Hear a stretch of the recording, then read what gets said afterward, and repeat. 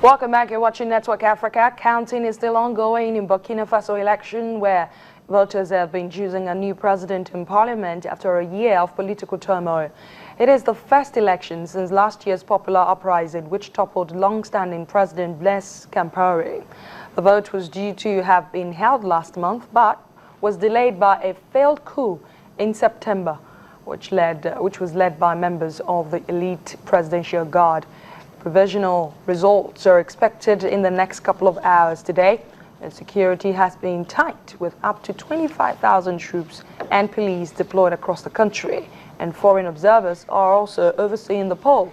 Now let's bring in VOA's Emily Ielbo, who is also monitoring the elections closely from Ouagadougou. She joins me now. Thank you so much for joining us on Network Africa. Thank you. We know votes are being counted, but which has been keenly watched by a lot of people around the world. What more do we know about these elections?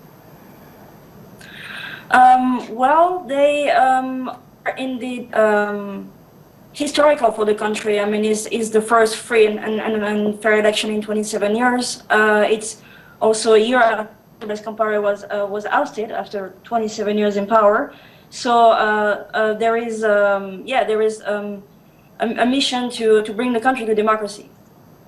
You've been monitoring this election. The success of this election could establish the country's democratic process, as you have alluded to. How will you describe the process so far?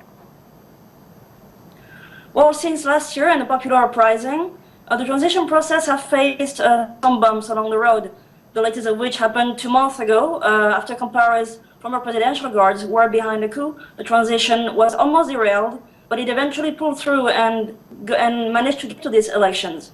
So I would say that the overall action is positive so far because it seems to be reaching its goal. The elections are happening. So far, no violence has been reported. What can you tell us about the security plan and process put together? It's been successful, like you said.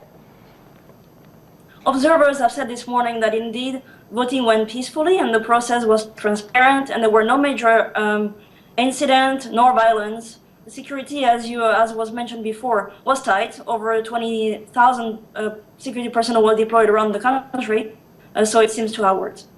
Okay, so many Burkinabés are aware of the significance of this historic elections, like you've alluded to once again. How will you describe the enthusiasm, at least from those you've spoken to? Well, in the capital city, Ouagadougou, where I was during voting day and the past few days also, there were lines of voters since the early hours of morning to vote, and many were very excited to do so. Some told me they feel very proud, and they consider that voting to be the last step of the popular uprising. After ousting Blaise Compaore, now they are choosing the president they want. So have we heard anything from the Electoral Commission so far? I mean, now that the votes are being counted, what more do we know? Have we heard anything from them? Well, results are tracking. So far, there have been around 30% of results out. The two front-runners, Roch Christian and Zéphirine Diabré, seems to be leading the poll, with Compaore being a little bit ahead so far. But it's only 30%. There's still a lot of votes that haven't been counted, so we should know more by the end of the day and through the night, and we should get to some final results in the next few hours. Emily Ielbo, thank you so much for speaking to us from Ouagadougou. Thank you.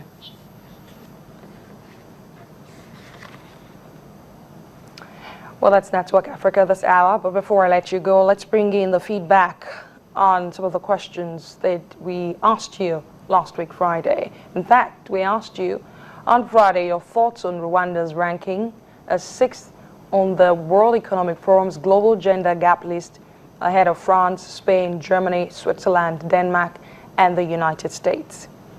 Well, Men of High Purpose said, it's simply an indication that Africa has all the potentials to attain even the seemingly impossible heights. Thumbs up for Rwanda. Olibe said, a major plus to African development. Who says nothing good comes out of Africa? Who says? Now, this is the question of the day. The Pope has wrapped up his trip to Africa as a pontiff. What are your thoughts on the lessons he taught across the countries he visited? The Pope has wrapped up his trip to Africa as a pontiff. What are your thoughts on the lessons he taught across the countries he visited? Please send your answers to networkafrica@channelstv.com or find me on Twitter @Adeshewa Josh. Thanks a lot for watching. I'll see you tomorrow.